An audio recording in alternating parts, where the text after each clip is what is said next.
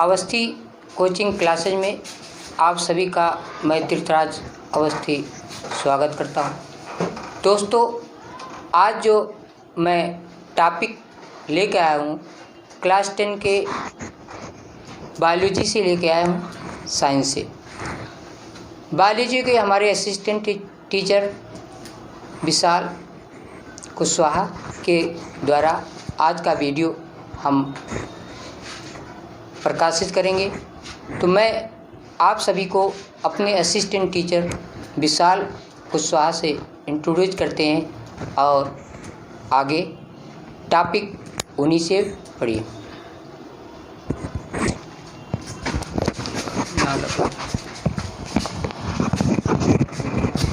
Hello friends, मैं विशाल कुशवाहा आपका Awasthi coaching classes में स्वागत करता हूं। आज हम साइंस क्लास 10 साइंस का टॉपिक लेकर आए हैं, हेरिडिटी एंड एवोल्यूशन। तो हम देखते हैं हेरिडिटी एंड एवोल्यूशन। यहाँ हेरिडिटी एवोल्यूशन चैप्टर। हेरिडिटी का मीन्स क्या है यहाँ पर?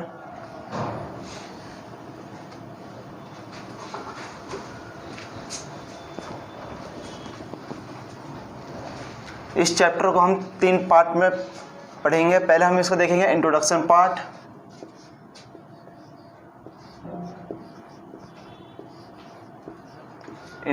पार्ट, फिर देखेंगे हम डीएनए, जीन्स और क्रोमोसोम में डिफरेंस क्या होता है।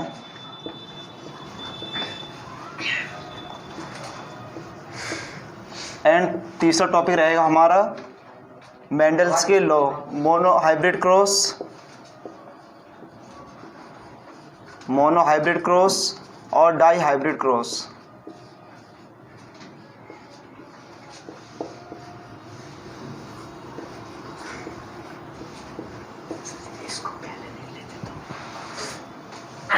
तो इंट्रोडक्शन में देखते हैं हम। Introduction, heredity.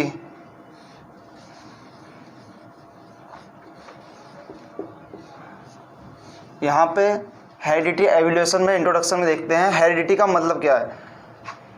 आप लोग जानते हो, जैसे कि हम लोग जानते हैं कि हमारे पेरेंट्स के जो कैरेक्टर हैं, जो ट्रेट्स होते हैं ऑफस्प्रिंग में ट्रांसफ़र होते हैं, वो हमारे क्या होते हैं, उस प्रोसेस को कहते हैं हेरिडिटी। वो डिपेंड करते हैं हमारे डीएनए पे। तो हम लिख सकते हैं जो कैरेक्टर पेरेंट से ऑफ स्प्रिंग में ट्रांसफ़र हो रहे हैं, जो कैरेक्टर हमारे पेरेंट से ऑफ स्प्रिंग में ट्रांसफ़र हो रहे हैं,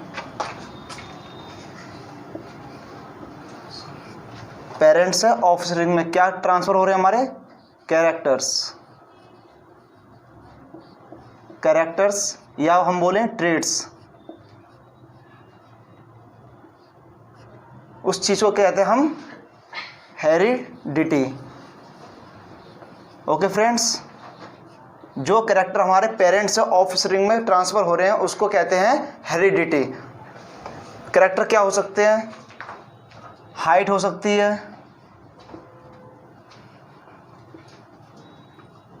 सकती है, कलर हो सकता है और बॉडी स्ट्रक्चर हो सकता है, मतलब स्ट्रक्चर हो सकता है किसी भी चीज़ का।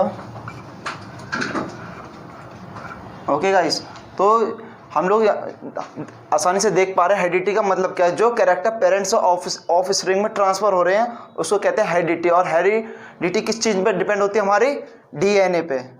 किस पे होती है? डीएनए पे। और डीएनए का फुल फॉर्म होता है डीऑक्सीराइबो न्यूक्लिक एसिड।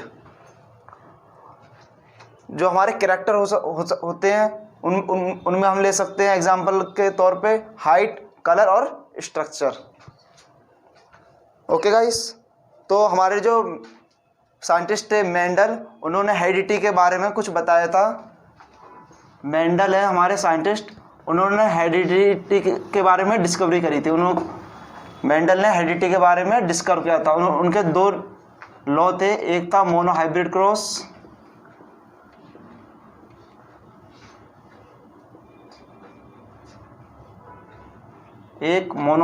क्रॉस और दूसरा लॉ था हमारा डाई हाइब्रिड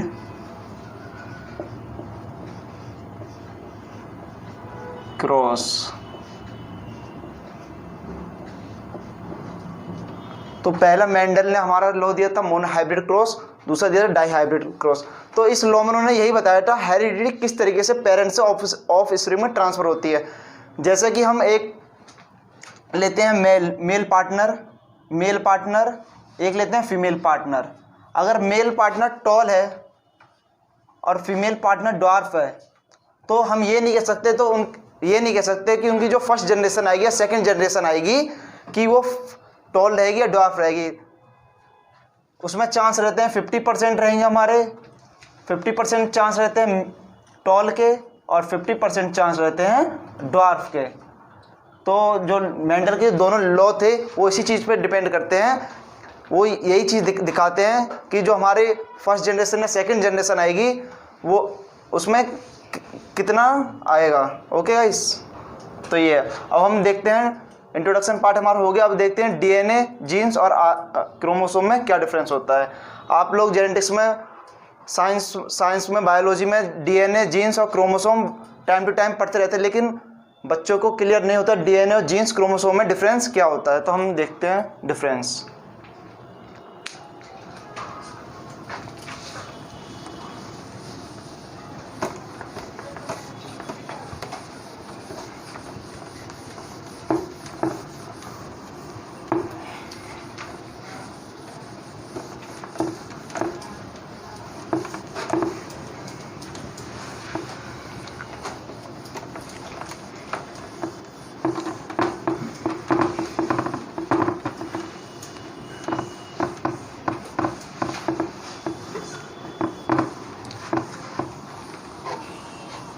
तो अभी तक हमने देखा जो हमारी हेरिडिटी था, हेरिडिटी टर्म था, हेरिडिटी किस चीज़ पे डिपेंड थी, डीएनए पे।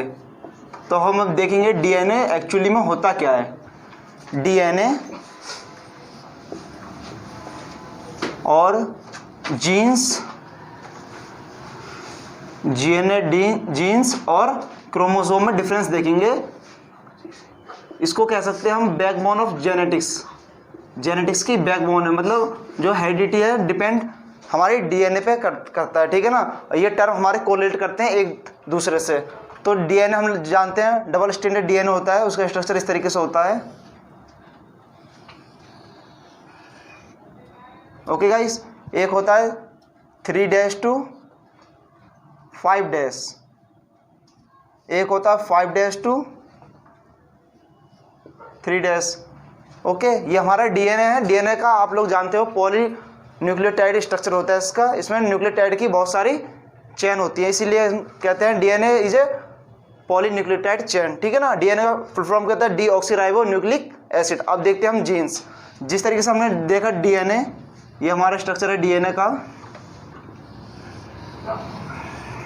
लेकिन डीएनए के जो सेगमेंट्स होते हैं, मतलब डीएनए के सेगमेंट्स जो हमारा ये सेगमेंट है, इसको हम क्या बोलेंगे, जीन्स। आप समझ पा रहे होंगे जो हमारा डीएनए है, डीएनए के अगर मैं सेगमेंट कर दूं तो आप देख रहे हो वो होता है डीएनए के सेगमेंट को क्या कहेंगे, जीन्स, ठीक। अब देखते हैं क्रोमोसोम।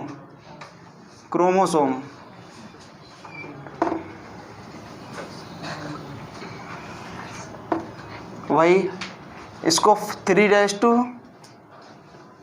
एक स्टैंड होता है 3' to 5' और एक होता है 5' to 3'। अब डीएनए और जीन्स देख लिया। क्रोमोसोम में क्या डिफरेंस होता है, एक शब्द होता है क्रोमेटिड। क्या होता है, क्रोमेटिड। नीचे बता देता हूं, क्रोमेटिड। जब हमारी डीएनए पे एक होती है, डीएनए पे हिस्टोन प्रोटीन, क्या होती है, हिस्टोन प्रोटीन। जब हमारी हिस्टोन प्रोटीन हमारी डीएनए के साथ कंबाइन हो जाती है, हिस्टोन प्रोटीन हमारी डीएनए के साथ कंबाइन हो जाती है, तो हमारा डीएनए का स्ट्रक्चर किस तरीके का हो जाता है, हम कह सकते हैं कंडेंस। हमारा डीएनए कंडेंस होता है। तो हम कह सकते हैं पहले हमारा डीएनए से डीएनए से बनता है क्रोमेटिड। जब हमारा डीएनए कंडेंस होता है तो बनता है क्रोमेटिड, और जब क्रोमेटिड कंडेंस होता है, जब हमारा क्रोमेटिड कंडेंस होता है तो हमारा बनता है क्रोमोसोम। अब आप लोग देख रहे हो हमारा डीएनए है, जीन्स है। अब हमारे डीएनए पे जब हिस्टोन प्रोटीन कंबाइन हो रहा है तो हमारा डीएनए क्या हो रहा है, कंडेंस होता जा रहा है। ठीक है, जब हमारे डीएनए पे हिस्टोन प्रोटीन कंबाइन हुआ तो क्या बना हमारा क्रोमेटिड। ठीक, अब जब क्रोमोसोम की बारी आई, जब हमारे डीएनए पे अभी तक क्या कंबाइन था, हिस्टोन प्रोटीन। अब इस तरीके से हमारी हिस्टोन प्रोटीन कंबाइन थी डीएनए पे, तो डीएनए हमारा कंडेंस हो चुका है। ठीक है ना। अब जब डीएनए पे हिस्टोन प्रोटीन कंबाइन होगी, इसके साथ एक प्रोटीन और कंबाइन होगी, ये हमारी है हिस्टोन प्रोटीन। एक प्रोटीन होती है हमारी नॉन हिस्टोन प्रोटीन।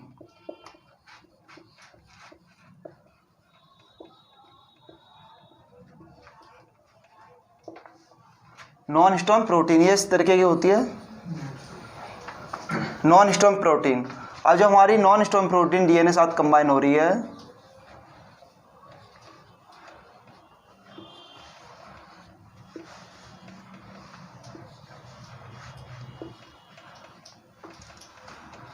अब आप देख पा रहे हो जब हमारे डीएनए है, डबल स्टैंडर्ड डीएनए होता है, डीएनए के साथ एक या हमारी है हिस्टोन प्रोटीन, हिस्टोन प्रोटीन, और ये हमारी क्या है, non histone protein. Non histone, जब हमारे डीएनए के साथ हिस्टोन और नॉन हिस्टोन कंबाइन हो रहा है तो हमारा क्या बन रहा है, क्रोमोसोम। तो यहाँ देख सकते हो जब हमारा डीएनए था सिंगल, नॉर्मली डीएनए है, डीएनए के एक सेगमेंट को जीन्स कहते हैं। लेकिन जब हमारा जब हमारे डीएनए पे हिस्टोन प्रोटीन कंबाइन हो रहा है, डीएनए पे हमारा हिस्टोन प्रोटीन कंबाइन हो रहा है, ये हमारे क्या है, हिस्टोन प्रोटीन, हिस्टोन। जब हमारे डीएनए पे हिस्टोन प्रोटीन कंबाइन हो रहा है तब हमारा क्या बन रहा है, क्रोमेटिड। ये हमारा क्रोमेटिड बन रहा है। क्या कंबाइन हो रहा है, histone protein. Histone protein combine होने से हमारा डीएनए कंडेंस होता जा रहा है, और जब हमारे डीएनए पे हिस्टोन प्रोटीन के साथ नॉन हिस्टोन प्रोटीन कंबाइन हो रहा है तब हमारा बन रहा है क्रोमोसोम। ठीक, तो हम कह सकते हैं पहले हमारा डीएनए था, यहाँ देख लीजिए हमारा पहले डीएनए था, डीएनए से हमारा क्या बना, डीएनए से बना क्रोमेटिड,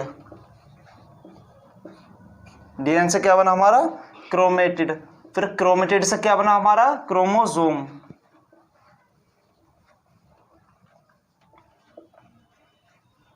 तो हमारा डीएनए जब हमारा था तब हमारा डीएनए था 2 नैनोमीटर का। कितना था, 2 नैनोमीटर। जब डीएनए बहुत ज़्यादा कंडेंस हो गया, मतलब क्रोमेटिड बन गया, जब हमारा हिस्टोन प्रोटीन कंबाइन हो गया तो डीएनए कंडेंस हो गया, तब कितना नैनोमीटर हुआ, 700 नैनोमीटर, 700 नैनोमीटर। अब जब हमारा क्रोमेटिड पे हिस्टोन प्रोटीन कंबाइन होने के बाद नॉन हिस्टोन प्रोटीन कंबाइन हुआ तो डीएनए हमारा और ज़्यादा कंडेंस हो गया, तब कितना हुआ डीएनए, क्रोमोसोम हमारा 1400 नैनोमीटर। तो आप समझ पा रहे हो यहाँ पे जब डीएनए, जीन्स और क्रोमोसोम, क्रोमेटिड में कोई डिफरेंस नहीं होता। डीएनए का एक सेगमेंट होता है हमारा जीन्स, ठीक, और जब हमारा डीएनए पे नॉन हिस्टोन प्रोटीन और हिस्टोन प्रोटीन कंबाइन होता है तब डीएनए हमारा कंडेंस होता है, वो होता है हमारा क्रोमोसोम। तो आप क्रोमोसोम का स्ट्रक्चर इजीली समझ सकते हो। अब ये हमारा क्रोमोसोम का स्ट्रक्चर है, ये हमारा क्रोमोसोम का स्ट्रक्चर है। ओके गाइस, अब इसमें क्रोमोसोम का स्ट्रक्चर, ये जो स्ट्रक्चर है मेरा ये है। अब मुझे इसमें डीएनए रिप्रेजेंट करना है, तो मेरा डीएनए,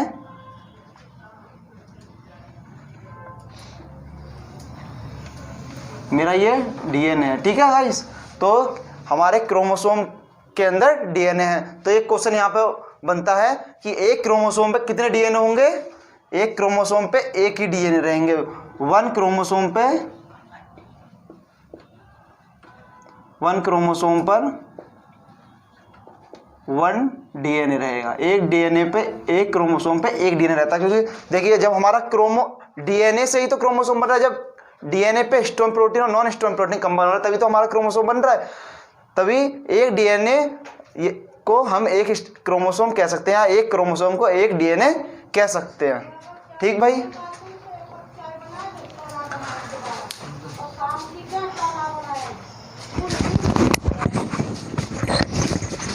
दोस्तों, आप सबको हमारी वीडियो देखने के लिए, क्योंकि टोटली हमारा इंग्लिश मीडियम है, तो ये topic CBSE board, UP board के लिए भी है, हिंदी मीडियम के लिए थोड़ा टफ होगा।